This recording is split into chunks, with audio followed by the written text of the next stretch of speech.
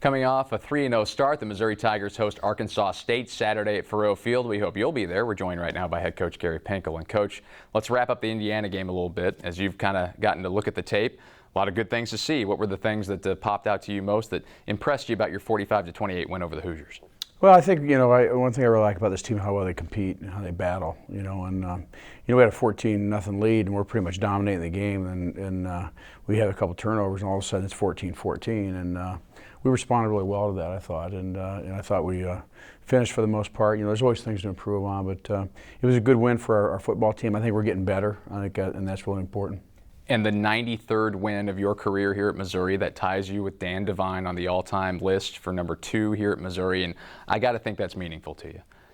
Yeah, I guess it is. Honestly, I don't pay much attention to that. I got a job to do here. This game's important to me. I have great respect, for Dan Devine, Don Faurot, and all those people who've coached, before me, and to even be thrown out in with their names is certainly an honor. But I got to focus on doing what I'm doing. And that is this week against Arkansas State. As you dive in and look at the areas where you'd like your team to improve week to week, and particularly in this game, what are the areas that are popping out to you right now? Well, I think one thing is, it's a constant, never ever improving the fundamentals. And I always refer to my players, to the NFL players that are 13-year veterans, and they still work on their fundamentals every single day. So just being here for 2 or 3 or 4 years, thinking you do it day after day after day, and it gets a little bit monotonous, the most important thing to learn is that's how you get better, and you can always refine your fundamentals.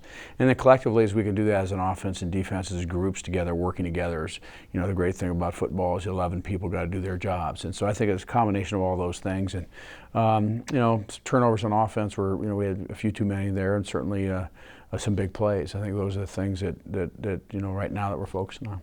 When you look at fundamentals and working the fundamentals properly, you got to think of this offensive line right now. It's such a cohesive unit, and how much in particular did it make you happy to see that whenever a guy like a Max Copeland goes down and doesn't play against Indiana, next guy moves right in there, and that group continues to work well together? Yeah, well, that was really good. Anthony went in and did a really good job, and I really think that it was, certainly important for us to, to make sure that we get that as much continuity as we can, but we're also going to lose a player here and there. Hopefully it'll be temporary. And when that happens, a guy like Anthony Gotti comes in and does a good job for us. And Brad McNulty, also our backup center, went in and got a little bit of work there too. So it's good. For the most part, we've been healthy, but that has a lot to do with why we're better right now than we were 3 weeks ago. Because you can't get better watching. You can't get better just putting a pullover on and limping through practice to get ready to the game. And so that's kind of prerequisite for improving as a team. And talk about leadership. A guy like Andrew Wilson comes in second half. What did you think of the way he came in? Was just immediate spark for that defense in the third quarter when he got the chance to get in the game? Well, I thought he did a really good job there too. And one thing we did too is we came out with a whole different front. And I think Coach Steck, and the defensive staff, we came out with an entirely defensive front in the second half. And then, obviously, Andrew was excited about playing. He's a great competitor. It was really hurt him. How he hurt the team, and he certainly wasn't intentional on his part.